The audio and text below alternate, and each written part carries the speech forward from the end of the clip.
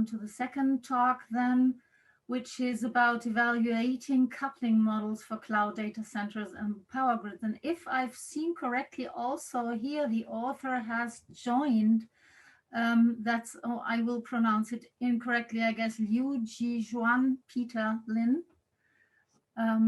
You're here? Yes. Hi, sorry. Very good, very nice. So you're also a PhD student. You're at the Department of Computer Science and University of Chicago and currently working on the Zero Carbon Cloud Project advised by Professor Andrew Chien. And you're interested in data analytics and also data center optimization. Before coming to Chicago, you have received your Bachelor in Computer Science from the Peking University. So, Paul, could you please start the video?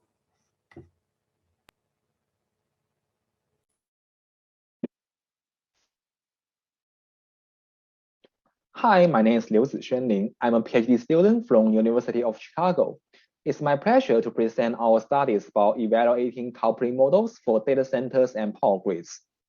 And this work is done with Professor Chien and Professor Zavala, our collaborator from Wisconsin Medicine. My presentation mainly contains 5 parts. First, I will introduce the background of our work. Recent years have seen the rapid growth of data center power consumption. Today, data centers already accounts for about 2% of the United States power consumption and higher than 5% in some regions like Northern Virginia. The long-term trend is about 30% growth per year, which we can see from the figure on the right, and it is based on a Science 2020 article by Massonet and some renewable purchase data. And here's where we are. On the other hand, the hyperscale data center size have also grown dramatically. Many of them have exceeded 200 megawatt capacity, while larger plant size will exceed 1,000 megawatts. So these trends indicate that data centers are no longer small players in the power market, and they can have significant market power. Renewable generation is also increasing rapidly in many power grids around the world. In the United States, we have seen high renewable fraction in some regions.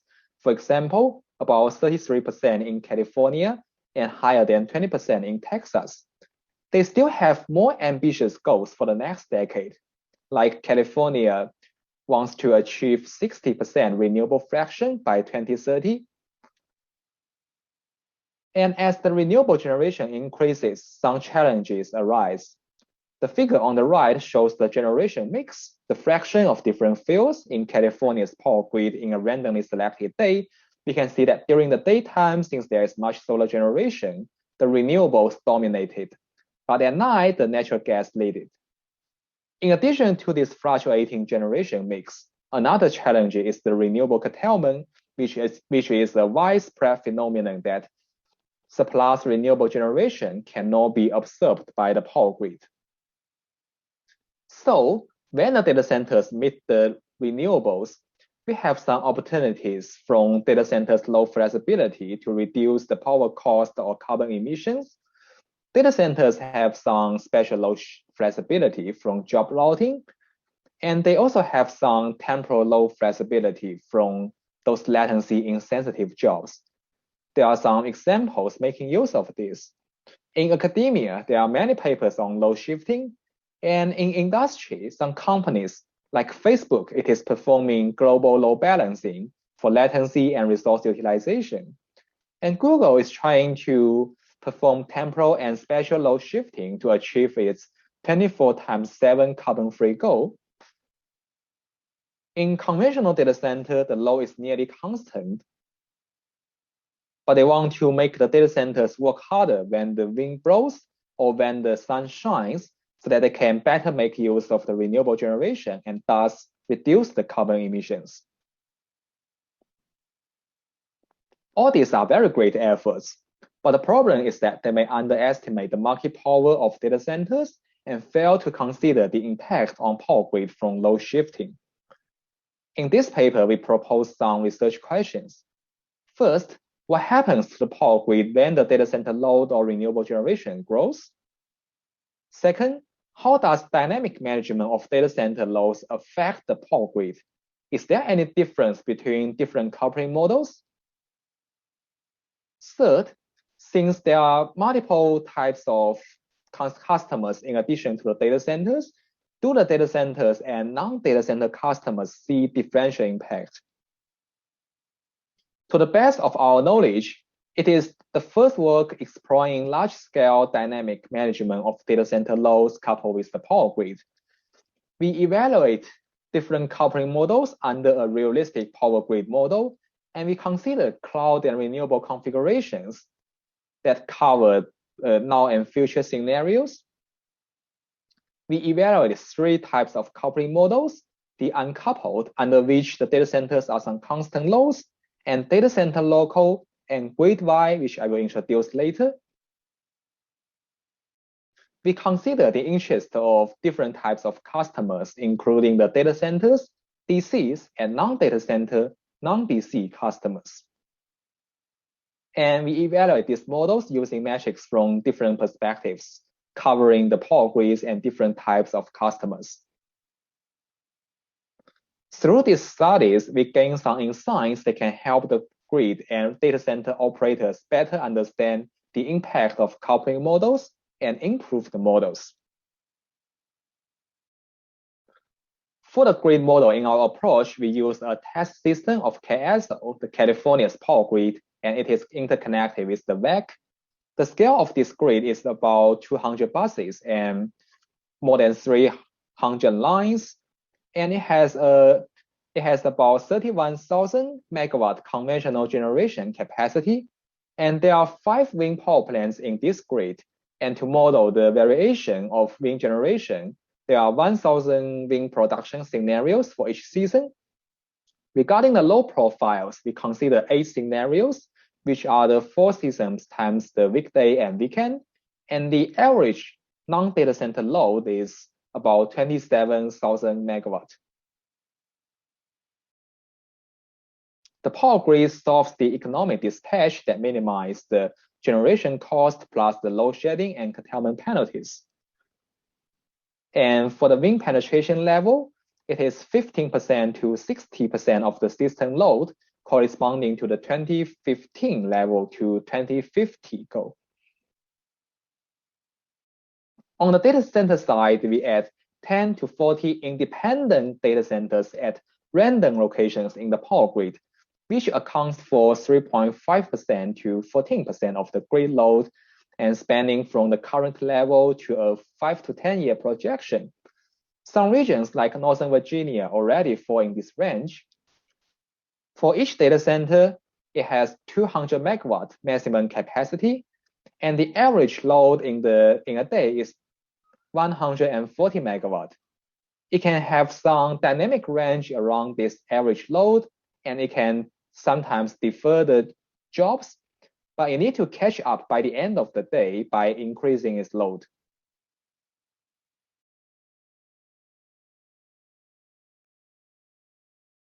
Here are our coupling models. So in the uncoupled model, there is no coupling. The power grid solves the economic dispatch, and the data centers are just some constant loads. In data center local model, the data centers react to the price signals and design their power levels independently. And then since the load changes, the grid needs to solve the economic dispatch again. And this process can go back and forth between the data centers and the power grid. In the grid-wide model, the load flexibility is given to the power grid, and the power grid determines data center dynamic loads in economic dispatch. Regarding the implementation for data center local, which I will also call DP online, DPONL, first, the power grid solves the initial economic dispatch, and then each data center takes the average of the 24-hour prices as a reference price. In every hour, each data center runs a simple online dynamic programming algorithm to minimize the expected cost computed from the reference price and the current price. And they set the power levels. After the power levels are set, the power grid solves the economic dispatch again to accommodate the load changes. And then we can move forward to the next hour.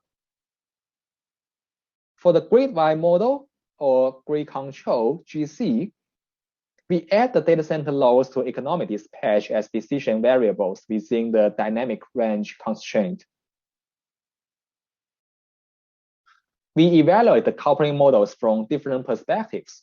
For power grid, it wants to minimize the grid dispatch cost, which is the objective function of economic dispatch, and it reflects the social welfare. And due to some government policy reasons, it may also want to reduce the carbon emissions or improve the renewable portfolio standard, RPS. It is the renewable fraction in power consumption and related to carbon emissions. For non-data center customers, since they are complex, consisting of like households, factories, shops, we assume that they mainly cared about the power cost, which is computed from the locational marginal prices of the power grid.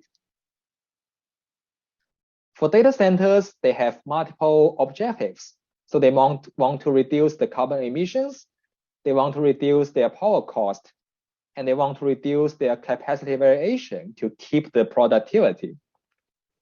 We measure the capacity variation by the average change in power level of a data center between adjacent 2 hours.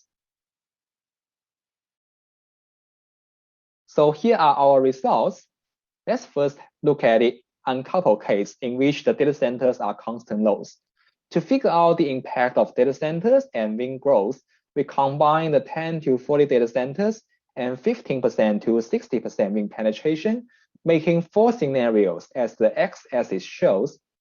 Looking from the left to the right, we can see that increased renewables drives the increased cost due to the there's more renewable curtailment under high wind penetration level.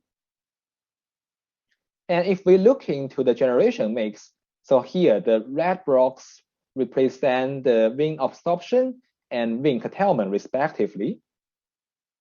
The wind absorption grows as the wind penetration increases, but it grows slower than the wind generation grows.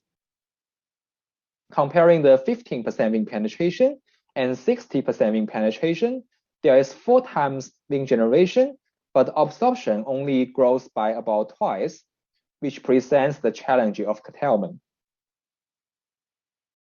And then for grid RPS, which is the renewable fraction of the power grid, corresponding to the generation mix we have seen, increased wind penetration increases the grid RPS.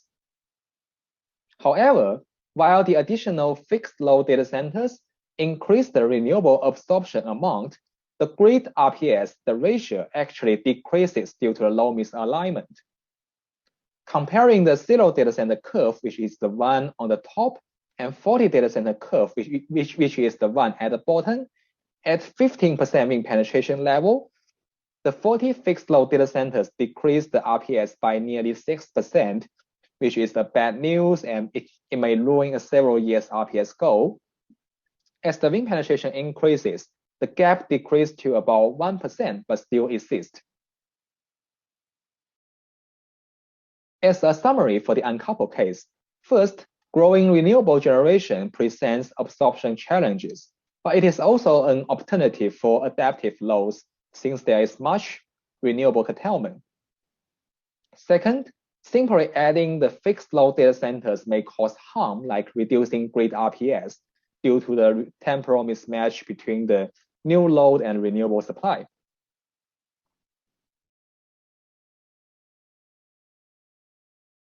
And all this indicate that we can couple the dynamic loads of data centers to grid dynamics to improve this.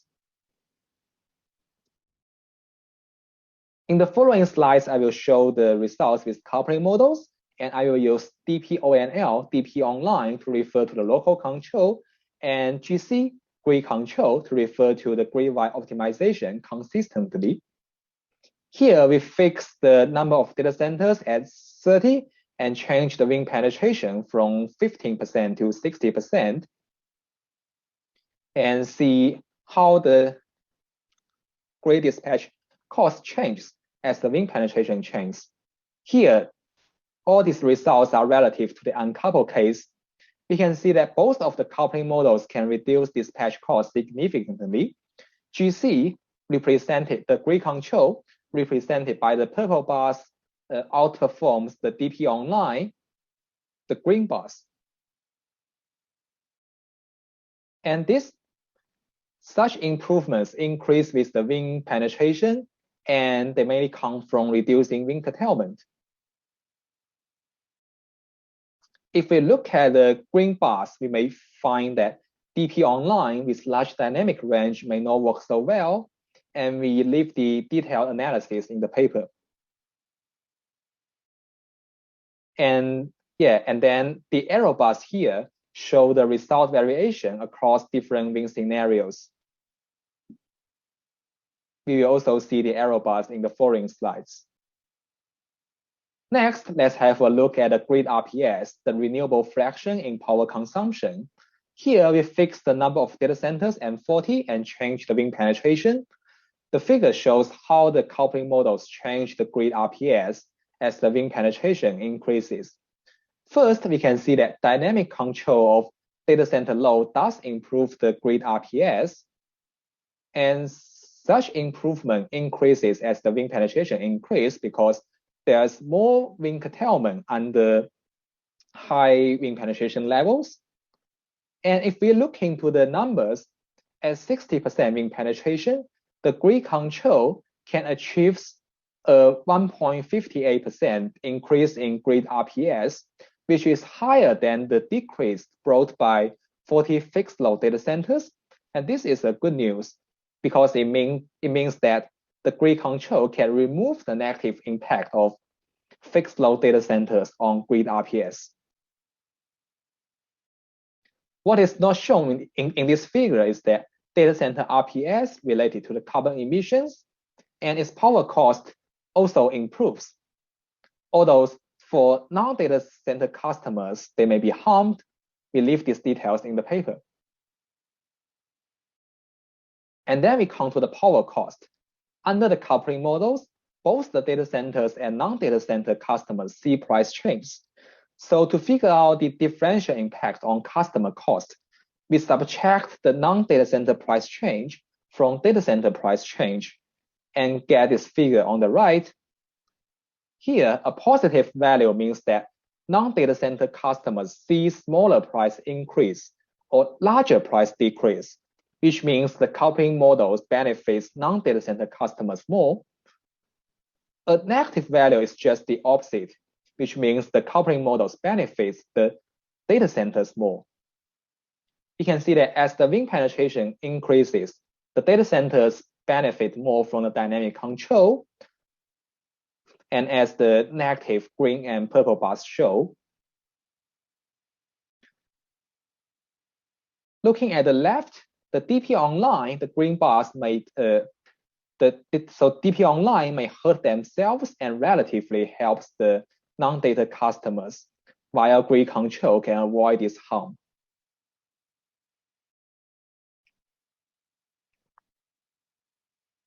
Finally, we come to the data center specific metric, the data center capacity variation. Remember that every data center can have some load variation around its 140 megawatt average load in the 24-hour period. So far, we have seen grid control achieves lower dispatch cost and higher grid RPS. And all these are great benefits. However, here we see that grid control produces about twice capacity variation compared with DP online, the local control. And the value is about 28% load variation per hour on average.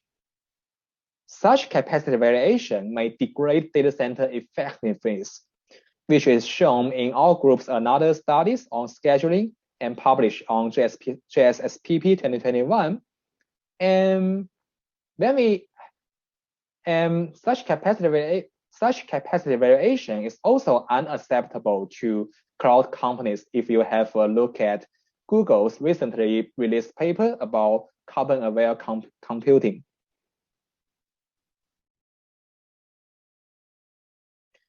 Here, we review the most closely related work. So some researchers propose to use data centers for demand response. While demand response is more of a one-way control from the power grid to the data center, our coupling models focus more on continuous two-way coupling. Some other researchers study data centers as dispatchable loads, which means they are controlled by the power grid. And one model named the Zero Carbon Cloud proposed that data centers are only powered by surplus renewable generation. Our grid control framework, the GC1, can be regarded as a more moderate version of this, since the power grid only has limited control of the data center's load. Finally, there are great efforts on reducing power cost or carbon emissions via data center load shifting. While these studies usually assume data centers are some small loads and price takers, we assume data centers are large enough to affect the grid dynamics and examine their impact. There are more details in the paper about the wind and load profiles and also the formulation of economic dispatch model. We also provide some drill-down analysis about the possible ineffectiveness of the local control and some detailed power cost analysis for different types of customers, and also the different load patterns under different coupling models.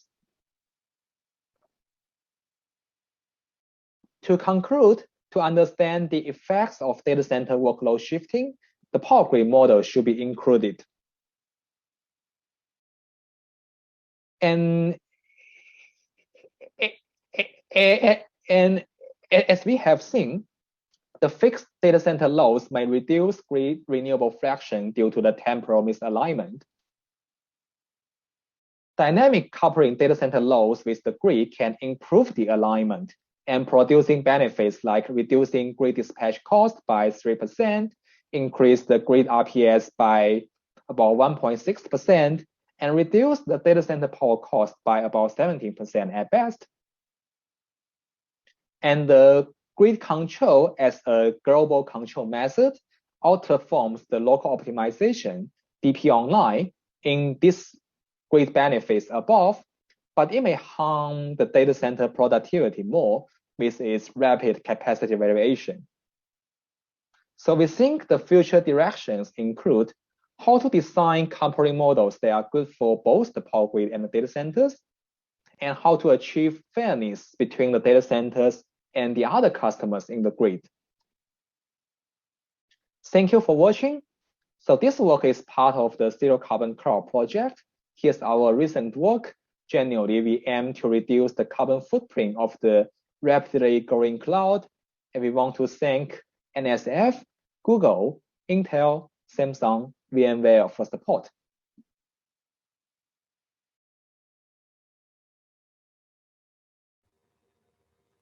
Okay, thank you very much for this video.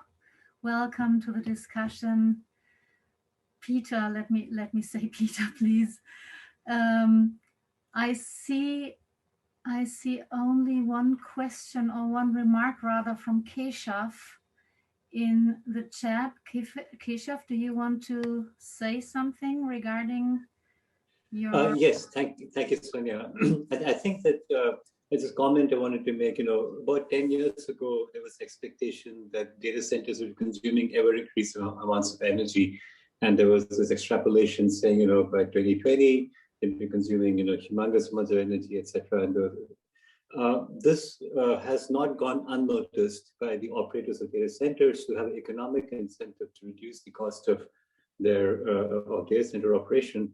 And so recent work, which I put in the Slack, shows that in the last 10 years, though the loads have gone up by order of magnitude, the energy use has only gone up about 6% overall. Now, of course, there's going to be local regions where you will have data centers playing a significant role. Obviously, in the local vicinity of a data center, it will be the largest load. But when considered at the scale of, Western interconnect, as you showed in your paper, it seems that the data center load is not actually as significant as it's supposed to be, and moreover, it's not growing very fast. Okay, yes.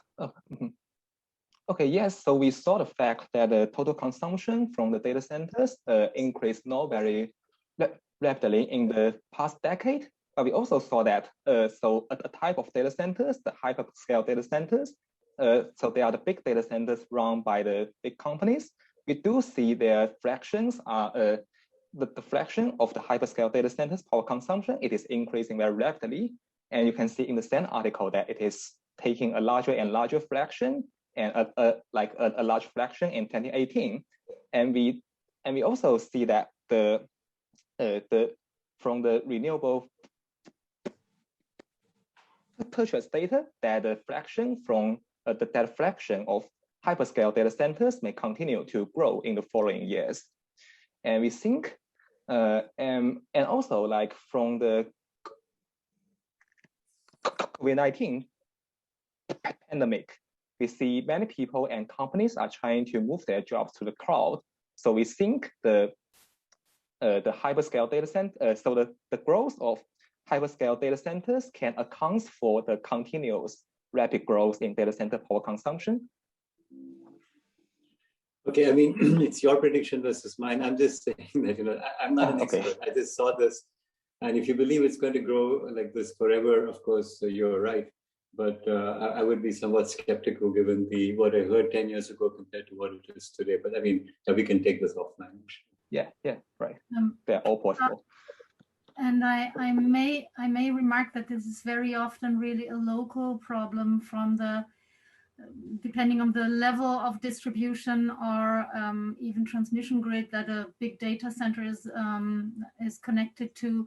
This may have a big impact. So I think actually that Peter is right, even though on average, maybe the growth is not as big as we had expected 10 years ago. I'm just checking for other questions. I don't see any other question. Is there anyone else who wants to pose a question? If not, I have some. And we have only 2 more minutes to go, actually. Okay, I have one remark, and I think this is really an issue. The grid-wide control that you're talking about, from my point of view, can only serve as a reference case, because a grid operator will never allow, a data center operator will never allow the grid to meddle with their operation. So this is more or less the communist version of the whole thing, right? So as reference to see how far we are from all that, I think that's fine, but I don't think it's realistic at all.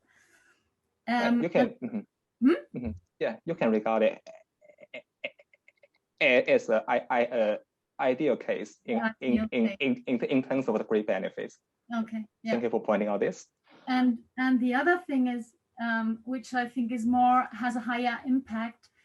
We know from many studies that the level of renewables, or the share of renewables at electricity generation, has an impact on the volatility of prices. And of course, the higher this level goes, the higher this impact will be.